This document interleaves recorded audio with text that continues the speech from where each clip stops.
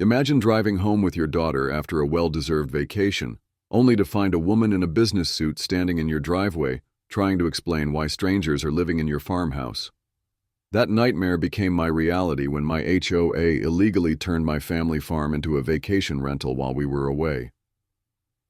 The look on that HOA representative's face when my daughter and I pulled up in our truck was priceless. She never expected us back so soon, but her shock was nothing compared to what happened next. What would you do if your neighbors had turned your life's work into their personal cash machine? I'm Frank Miller, a 58-year-old retired mechanical engineer who poured my life savings into this beautiful farmhouse with 5 acres just outside Austin.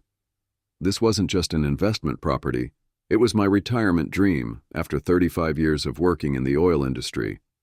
Every morning at dawn, I'd put on my overalls and cowboy hat, ready to tend to my specialty crops and heritage chickens, finally finding peace in the rural lifestyle I'd always wanted. My daughter Sarah, now 26, recently moved back home after finishing her graduate degree in agricultural law. Having her here breathed new life into our family farm. She'd grown up visiting this place on weekends and holidays, and I saw the same passion for the land in her eyes that I've always felt in my heart. Together, we had plans to modernize our operations while preserving the authentic farming traditions I cherish. Everything was perfect until the nightmare began. The unexpected HOA formed just 3 years after I purchased my land, when developers bought the adjacent properties. Leading this new association was Victoria Caldwell, an imperious 42-year-old former corporate attorney from California.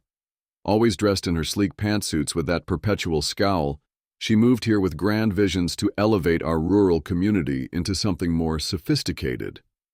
From day one, Victoria made it clear my farm didn't fit her vision. She'd cite us for ridiculous violations. My tractor being visible from the road, chickens making excessive noise, even the color of our barn not meeting their arbitrary standards. Each complaint came with that smug smile of hers, a thinly veiled attempt to drive us out so they could replace our working farm with something more acceptable to her tastes. For 5 years, I fought back through proper channels, attending meetings, filing counter-complaints, and invoking my grandfathered status under Texas agricultural exemptions.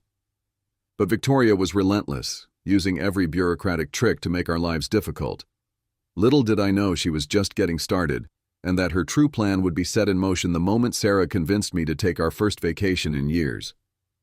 After years of constant tension with Victoria and the HOA, Sarah finally convinced me we both needed a break. "Dad, when was the last time you took more than a day off?" she asked one evening as we finished our chores. She was right. I hadn't taken a real vacation since buying the farm, so we planned a 2-week father-daughter trip to the Grand Canyon, something I'd promised her since she was little.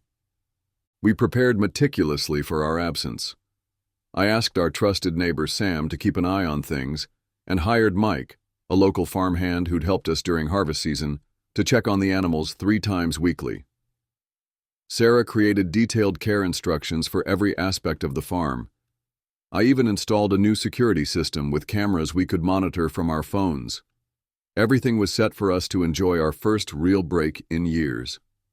The night before our departure, Victoria drove past our property, slowing down to observe our packing. She rolled down her window, that fake smile plastered across her face. "Heading somewhere, Frank? Don't worry about a thing while you're gone. The community will look after your place." Something in her tone should have warned me, but I was too focused on our trip to notice. What we didn't discover until later was that Victoria had carefully timed her move. The last HOA meeting before our trip, which we missed due to last-minute farm preparations, included a secretly added agenda item about a new community property utilization program.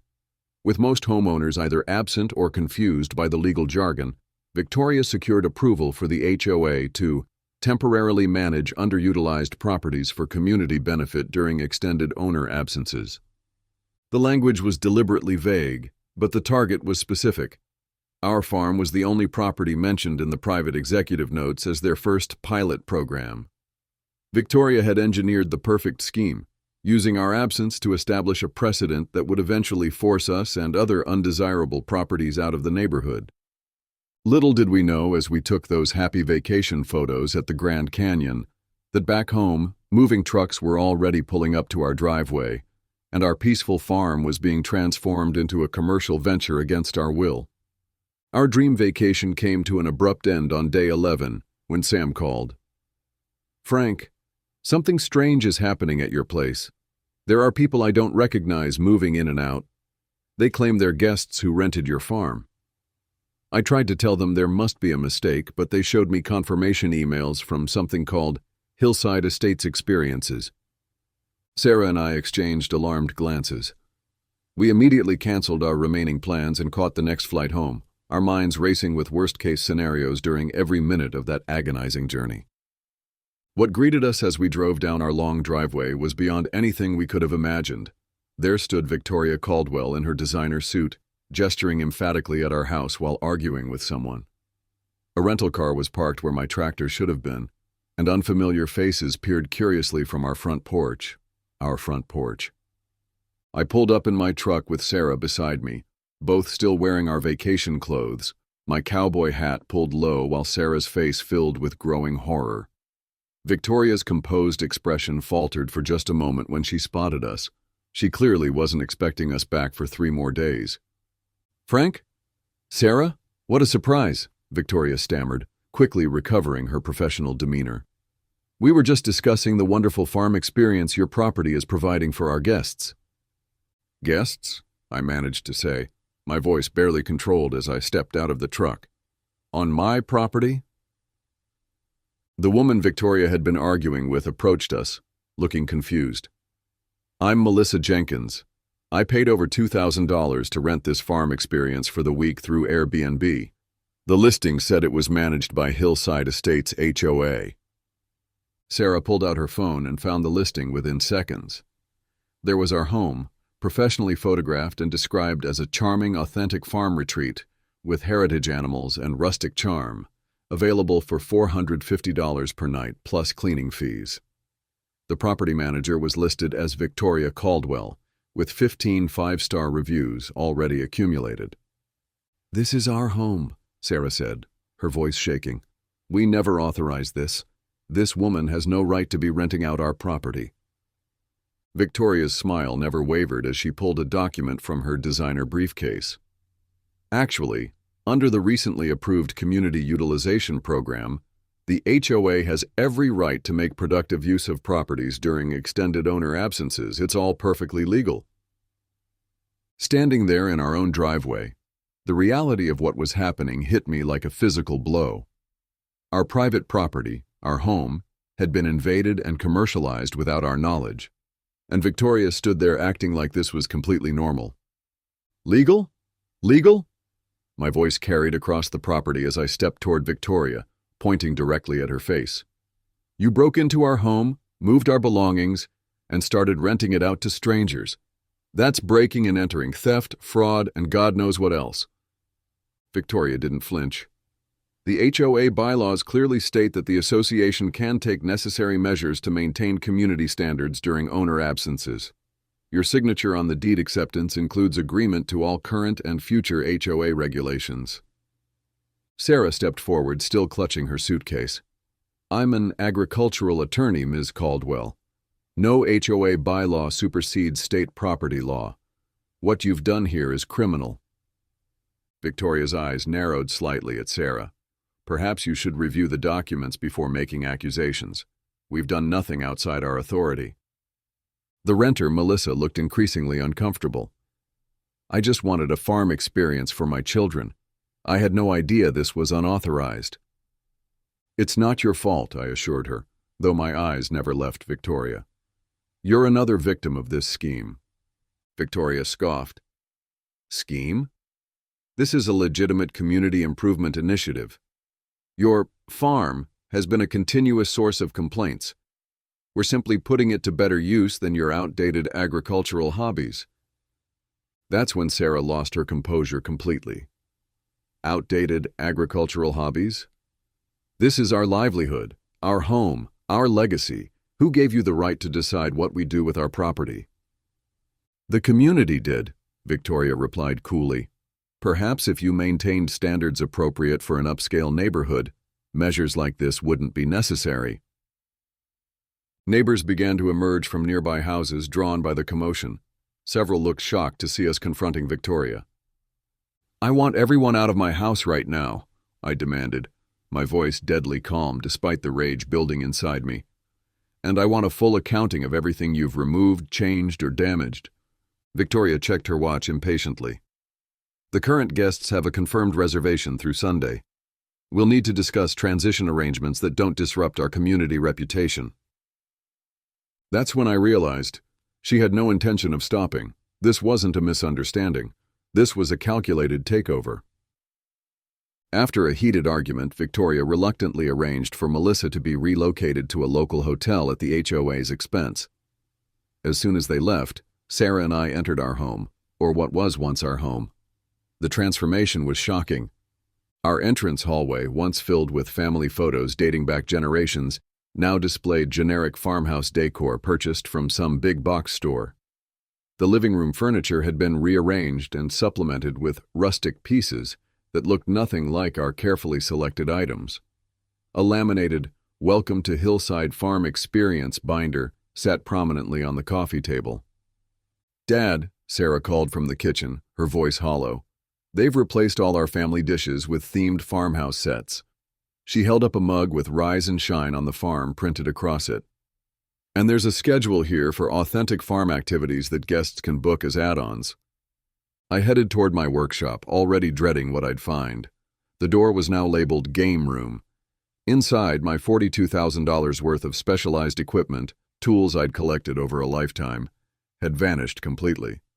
In their place stood a pool table, a dartboard, and shelves lined with board games. "My bedroom is now the country chic master suite," Sarah said, appearing at the doorway, tears streaming down her face. "All my personal things are gone. My thesis research, my journals, everything." We continued our horrified inspection. My office had become a farm planning room with decorative antique farm tools mounted on walls. Our family photos, important documents, and personal belongings had been haphazardly packed into boxes and stored in the basement. I checked my phone and found the Airbnb listing. The horror deepened as I scrolled through professional photos of our transformed home. "Sarah, look at this." I handed her my phone. "They've got us booked solid for the next 3 months. 28 different groups of strangers will be rotating through our home." The final insult came when we checked the barn. Our working equipment had been pushed aside to make room for petting zoo experiences. Handwritten signs with artificially inflated, authentic prices advertised egg collecting for $25 and tractor rides for $40. "They're monetizing every square inch of our property," Sarah whispered. "Look at these projected revenues." She showed me a spreadsheet left in the welcome binder. "They're expecting to make over $130,000 from our farm in the next 3 months alone." I sank onto a hay bale, momentarily overwhelmed. How could they possibly think they'd get away with this? Sarah's expression hardened. "Because they never expected us to fight back." The morning after our return, Sam came over with coffee and a grim expression. "Frank, I feel terrible about this. Victoria showed up the day after you left with what looked like official papers. She claimed you had enrolled in some new community rental program that would showcase successful integration of agricultural properties in modern communities." Sam pulled out his phone. "I was suspicious, so I took photos when they didn't notice." He showed us images of moving trucks, interior decorators, and professional photographers transforming our property. One photo captured Victoria directing workers while gesturing at a clipboard. "She showed me this," Sam continued, displaying an image of a document bearing what appeared to be my signature. "I called your cell but couldn't reach you. Now I realize they probably waited until you'd be in areas with no reception." Sarah examined the document closely. "This signature is forged. Look at how the F is formed. Dad never makes that loop." While Sarah continued analyzing the forged documents, I checked our disabled security system. Though the cameras had been turned off, the access log showed someone had entered our system using the master code, which only the HOA emergency contact had for genuine emergencies. "They've violated at least a dozen state laws," Sarah said, her agricultural law training evident as she made notes. "Forgery, fraud, breaking and entering, theft, unauthorized commercial use of agricultural land. The most disturbing evidence came when I found a folder mistakenly left in the desk drawer. HOA executive meeting minutes marked confidential. The document detailed their property utilization initiative, with our farm explicitly named as the first target. The projected revenue would cover a $135,000 budget shortfall from Victoria's failed community center project. Even more shocking was the section titled Resistance Management, which outlined strategies for handling our eventual discovery, including offering a minimal percentage of profits as hush money and threatening extended legal battles if we didn't cooperate. They planned all of this, I said, my hands shaking with anger as I read further. Listen to this. Subject property's non-conforming status makes it ideal for establishing precedent. Once established with Miller Farm, similar approaches can be implemented with other problematic properties. Sarah looked up from her legal pad. Dad, this isn't just about our farm. They're using us as a test case to take control of any property they deem problematic in the neighborhood. If they succeed with us, every independent homeowner here is at risk, I finished, the full scope of Victoria's scheme becoming clear. This is about much more than just our property now. The very next morning, Victoria arrived with 2 board members in tow, Margaret from the Architectural Committee and Dennis, the HOA treasurer.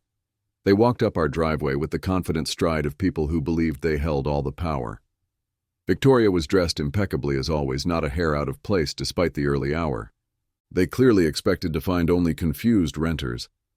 Instead, they found Sarah and me waiting on the porch, arms crossed, with all their documents spread out on the table before us. Victoria recovered quickly. Frank, Sarah, I understand you're upset, but if you'd simply read the community guidelines you agreed to— Save it, I interrupted. We've already been through your so-called authorization with a fine-tooth comb. My signature was forged, the bylaw you're citing was passed without proper notification, and your entire scheme violates state law. Dennis shifted uncomfortably, but Victoria remained unfazed. This is an approved HOA program with full board support. The Community Utilization Clause clearly states that properties can be managed for community benefit during extended owner absences. Sarah stepped forward, her legal training evident in her precise tone. No HOA bylaw supersedes state property law. What you've done constitutes breaking and entering, theft, fraud, forgery, and unauthorized commercial use of agricultural land. Margaret looked alarmed. Victoria assured us this was completely legal. It's perfectly legal, Victoria snapped, shooting Margaret a warning glance. Then she turned to us with that practiced smile. But we understand your concerns.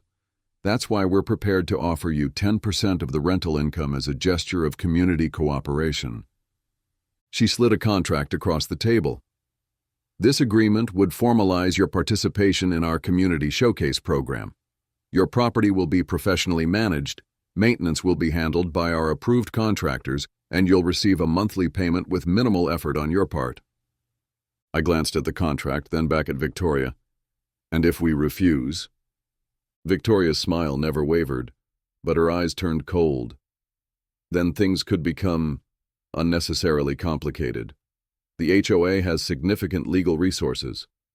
Do you really want to spend the next several years in costly litigation? She glanced pointedly around our farm. Legal battles can be quite expensive for operations like yours. You're threatening us, Sarah said, recording the conversation on her phone. Not at all, Victoria replied smoothly. I'm simply explaining the realistic outcomes of different choices. The smart decision would be to cooperate with the program that benefits everyone. She tapped the contract. We'll need your decision by tomorrow. The next guests arrive at 3 p.m. As they turned to leave, Victoria paused. Oh, and Frank? We'll need your workshop cleared completely. The game room has been our most popular amenity. After Victoria and her cronies left, I was ready to explode, but Sarah placed a calming hand on my arm. Dad, that's exactly what they want, for us to react emotionally rather than strategically. They're counting on us being outmatched. She was right. Instead of confronting them directly again, We needed a smarter approach. We spent the rest of the day methodically building our case, starting with documentation of everything that had been done to our property.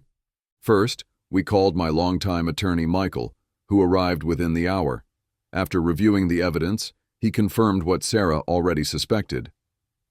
"This goes beyond HOA overreach," he said.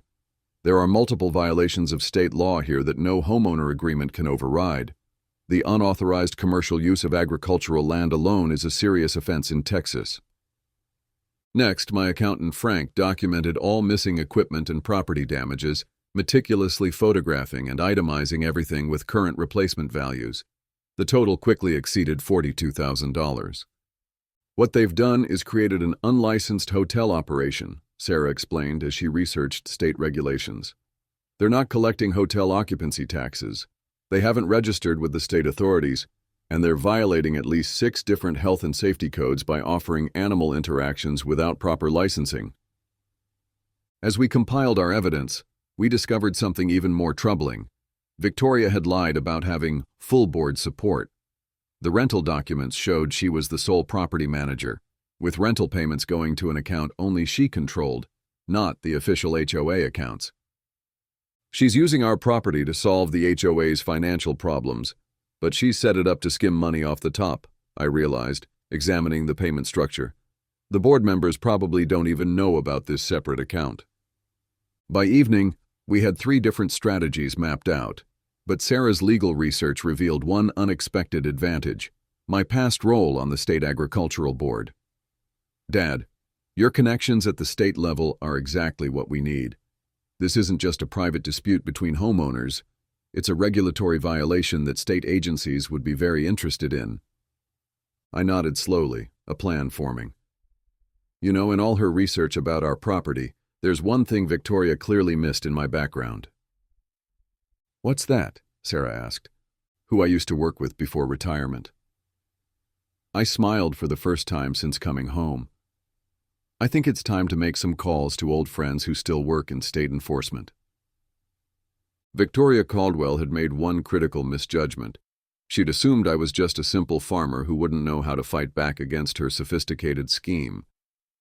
What she failed to discover in her research was my professional background before retirement. For 12 years, I had served on the Texas State Agricultural Board, helping craft the very regulations she was now violating. I still maintained close relationships with key officials in Austin, including the current Deputy Director of Agricultural Land Use Enforcement. I made my first call to James Wilson at the State Comptroller's office. "James, it's Frank Miller. Remember that discussion we had about unauthorized commercial use of agricultural land? I'm experiencing it firsthand now." 20 minutes later, James had opened an official investigation into tax evasion related to unregistered hotel operations. My second call went to Maria Gonzalez at the Agricultural Commission. "Maria, I've got a clear case of agricultural land use violations I need your eyes on." She immediately recognized the seriousness of the situation and promised to dispatch inspectors within 48 hours. Meanwhile, Sarah was conducting her own investigation. Using her law school connections, she discovered something that changed everything. Victoria Caldwell had previously practiced law in California under a different name, Victoria Mercer, and had been disbarred 5 years ago for almost identical schemes involving property management fraud. "Dad, look at this," Sarah said, showing me the California Bar Association disciplinary records. She was disbarred for creating fraudulent property management companies and misappropriating funds. She changed her name and moved to Texas to start over. This revelation explained Victoria's confidence and expertise in executing such a complex scheme. She'd done it before, refined her techniques, and chosen our community as her new hunting ground. Armed with this information, Sarah contacted the Texas Real Estate Commission about unlicensed property management, while I reached out to my old colleague now serving on the State HOA Regulatory Committee. Within 48 hours of our calls, Victoria received visits from state investigators at both her home and the HOA office. The speed and coordination of the response clearly caught her off guard. She had expected to face only us, not the full regulatory authority of the state of Texas. What started as a neighborly dispute had now escalated into multiple state investigations. Victoria had planned for our resistance, but she never anticipated we would have the connections and knowledge to bring the full weight of state regulatory agencies down on her elaborate scheme. The state investigators moved with surprising efficiency. Within days, they had seized records from both Victoria's home office and the HOA headquarters. What they uncovered was far worse than even we had suspected. The HOA under Victoria's leadership had been systematically mismanaged for years. Funds allocated for community improvements had been diverted to personal projects, including a complete renovation of Victoria's own home, disguised in the books as community office upgrades. The rental scheme, using our farm, was just her latest attempt to cover financial holes before the annual audit. Word spread quickly through the neighborhood.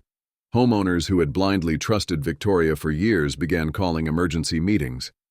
My phone rang constantly with neighbors expressing shock and offering apologies for not questioning her authority sooner. Victoria attempted damage control by claiming I had verbally agreed to the arrangement before leaving. A desperate lie that collapsed when confronted with the forged documents and the secret resistance management plan found in the HOA files. An emergency community meeting was called at the local community center. The room was packed when Victoria arrived, still projecting confidence in her tailored suit. That confidence visibly faltered when she saw me and Sarah sitting in the front row beside two state investigators. "Before we begin," announced Robert, the newly appointed interim HOA president, "we need to address the serious allegations regarding the unauthorized use of the Miller property." Victoria immediately tried to seize control of the narrative. The community utilization program was approved by the board to generate needed revenue. Frank's resistance is merely, "The board approved no such specific action," interrupted Margaret, now clearly distancing herself from Victoria. "We were shown different documents than what was actually implemented." Victoria's face hardened as she realized her allies were abandoning her. "Everything I've done has been for the benefit of this community. The Miller farm has been an eyesore and property value liability for years." That's when Sarah stood up and connected her laptop to the projector. "Before anyone accepts that version of events, the community should see what we found in our investigation." The screen filled with Victoria's California Bar Association disbarment records, showing her previous identity and history of similar fraudulent schemes. A collective gasp filled the room. Victoria's carefully constructed facade crumbled as homeowners realized they'd been manipulated by someone with a documented history of fraud. "This meeting is over," Victoria announced, attempting to gather her papers and flee. "Actually," said one of the state investigators, blocking her path, "we have some additional questions about those separate bank accounts before you leave." The community meeting transformed from a standard HOA discussion into something resembling a public trial. With all eyes on Victoria, Sarah methodically presented the evidence we'd gathered, her legal training evident in how she built the case point by point. "The scheme was never about community improvement," Sarah explained, displaying the confidential HOA documents. "It was about using our farm as a test case to establish precedent. Once successful, the plan was to target other problematic properties throughout the neighborhood." Victoria attempted to interrupt several times, but the evidence was overwhelming. The room grew increasingly hostile toward her as homeowners realized how close they had come to losing control of their own properties. "The most disturbing aspect," Sarah continued, "is that rental payments were directed to a separate account only Victoria controlled, not the official HOA accounts. While claiming to solve the association's financial problems, she was simultaneously skimming profits." Robert, the interim president, stood up, visibly angry. "I've reviewed the financial records with the state investigators. The alleged budget shortfall Victoria used to justify this scheme was largely created by her own mismanagement and unauthorized expenditures." Victoria's face had turned ashen. She no longer attempted to defend herself as neighbors she'd intimidated for years now openly confronted her with questions about other suspicious HOA activities. "The board unanimously votes to remove Victoria Caldwell from all positions effective immediately," Robert announced to applause. Then he turned to me.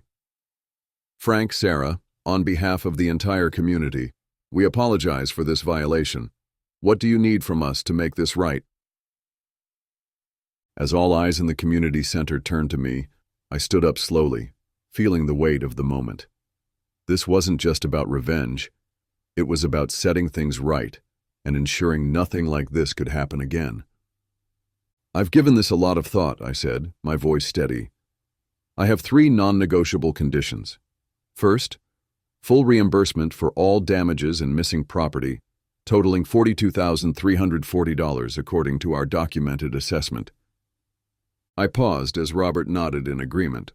"Second, all rental profits generated from our property will be transferred to us immediately, including funds from future bookings which you will cancel and refund from HOA accounts, not from other homeowners' fees." Several board members exchanged glances but continued nodding. "Third, our property will be permanently exempt from all HOA rules and fees going forward. We remain part of the community, but our farm operations will never again be subject to HOA oversight or interference." This caused some murmuring, but faced with potential legal action, no one objected. "And one more thing," Sarah added, standing beside me. "The HOA must establish a legal defense fund for any other homeowners who might have been victimized by similar schemes. Every property owner here deserves protection from this kind of abuse." Robert conferred briefly with the other board members before addressing the room, all in favor of accepting these terms to avoid potential litigation and further state investigation. The vote was unanimous. Victoria, who had remained silent during our demands, finally spoke up. "You can't just exempt one property from—" "The vote is final," Robert interrupted firmly. "The terms are accepted." Victoria was forced to sell her luxury home and leave the community under threat of criminal prosecution. The new HOA board implemented transparent financial practices and dramatically reduced fees for all residents. We recovered all our equipment and received over $86,000 in rental income and damages. Best of all, Sarah and I used some of that money to establish proper fencing and barriers around our property, creating the farm sanctuary we always wanted. Sarah even started hosting legitimate farm-to-table events that ironically increased neighboring property values as the area became known for authentic agricultural experiences. Sometimes standing your ground isn't just about protecting your property, it's about preserving your family legacy and way of life. That HOA tyrant thought she could exploit our absence to line her pockets, but instead funded the expansion of the very farm she tried to control. Remember, it's not just about winning the battle, it's about changing the rules of the game entirely.